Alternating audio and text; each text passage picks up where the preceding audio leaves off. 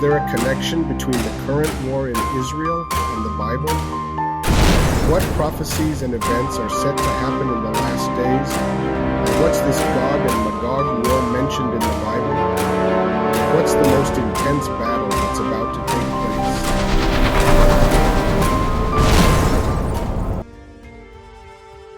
place? Embark on an exhilarating journey into the enigmatic realm of Gog and Magog, where mystery and intrigue await. These ancient names are more than historical footnotes. They could revolutionize your understanding of the world. Don't let ignorance be your downfall.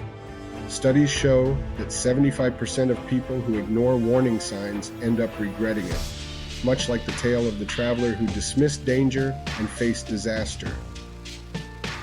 Join the exploration of Gog and Magog to uncover truths that could reshape your perspective. Stay informed and avoid being trapped in a misguided mindset. This is an adventure you can't afford to miss. I encourage you to do your own research and think critically. But truth is truth. I share insights from reliable sources and experts, promoting respect, fairness, peace, freedom, and life. My goal is to encourage thoughtful discussion, not arguments. Everyone is entitled to their own opinions. However, believing in something without examining it first indicates a lack of critical thinking. Let's learn together. Feel free to comment and explore with me. We're just watching, observing, and analyzing what's happening in the world. Whether you're here for fun or to learn more, remember to engage with verified information and form your own conclusions. Whenever there are things happening in Israel that catch the world's attention, many people see it as a sign of times. For thousands of years, there has been blood spilled on the ground because of human wars, like the two world wars in the 20th century. Just last October 2023, a war broke out between Hamas and Israel. There's a lot of chaos in Israel at the moment. Israel is in conflict with Syria, Lebanon, Jordan, Saudi Arabia, Iran, Hamas, Islamic Jihad, Hezbollah, and others. But these conflicts are just hints of what's going to happen in the end times. But there's nothing we can do about it because everything that's happening in Israel is already set to happen, and all of this is written in the Holy Scriptures. According to the book of Jeremiah 30, 3-8, the days are coming, declares the Lord, when I will bring my people Israel and Judah back from captivity and restore them to the land I gave their ancestors to possess, says the Lord. These are the words the Lord spoke concerning Israel and Judah. This is what the Lord says. Cries of fear are heard, terror, not peace. Ask and see, can a man bear children? Then why do I see every strong man with his hands on his stomach like a woman in labor, every face turned deathly pale? How awful that day will be. No other will be like it. It will be a time of trouble for Jacob, but he will be saved out of it. In that day, declares the Lord Almighty, I will break the yoke off their necks and will tear off their bonds. No longer will foreigners enslave them. That verse was written around 607 BC. Israel fell twice. First in 586 BC with the Babylonian Empire, and then again in 70 AD during the Roman Empire's rule. The verse says they won't be oppressed or fall again to foreign nations. After the Babylonian captivity in 586 BC, Israel faced another downfall in 70 AD when the Romans attacked and scattered them all over the world. And that verse says they won't be enslaved by foreigners again. So in that verse from the book of Jeremiah, it refers to Israel in our time. Now it says again in that verse that I will bring them back to the land I gave to their ancestors. It will be theirs once more. So it's clear from that verse that this prophecy is talking about the first nation of God, Israel. In our present time, because historically for a long time they were scattered all over the world, and the Jewish people only returned in 1948, that's according to world history. As the British mandate for Palestine neared its end, the British announced their withdrawal by May 14, 1948, creating a power vacuum in the region.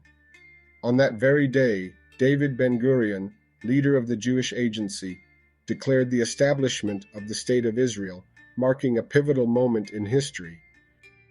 This declaration coincided with the termination of British control, setting the stage for a new era. The international community quickly responded, with U.S. President Harry S. Truman and the Soviet Union promptly recognizing the nascent state. This swift recognition underscored the geopolitical significance of Israel's founding and its immediate impact on global politics. So what's being talked about in that verse is God's first nation, Israel. And in our present time, God gave the promised land back to Israel in 1948. So the suffering in Israel is from 70 AD up to our time now. It was really all hardships for Israel. There's also another prophecy about war in the Bible concerning Israel, written in Ezekiel, which hasn't happened in all of Israel's history. This is the prophecy of Gog and Magog. The mention of Gog and Magog can be found in both the Old and New Testaments, especially in the books of Ezekiel in the Old Testament and in the book of Revelation in the New Testament.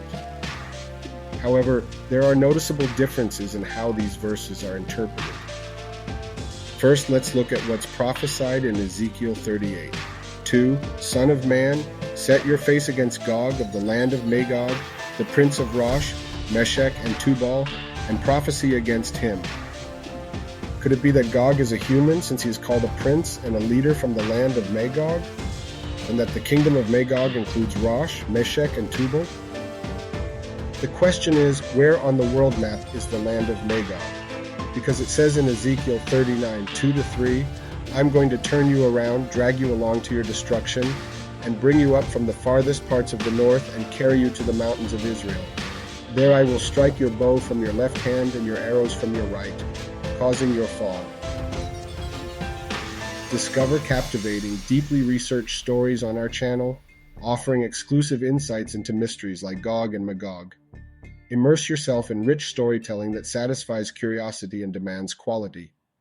Join our community for an intellectual adventure and explore untold stories. Subscribe now. So basically, Magog is way up north in the world. If you look at a map from Israel, you can't help but end up in Russia when you go all the way north. Right now, Russia spans about 6,000 miles from east to west, so it's impossible to miss it if you're coming from Israel. Now, what exactly is the territory of Magog? First off, Rosh refers to the people of Russia, according to the well-known end times Bible scholar John F. Walvoord.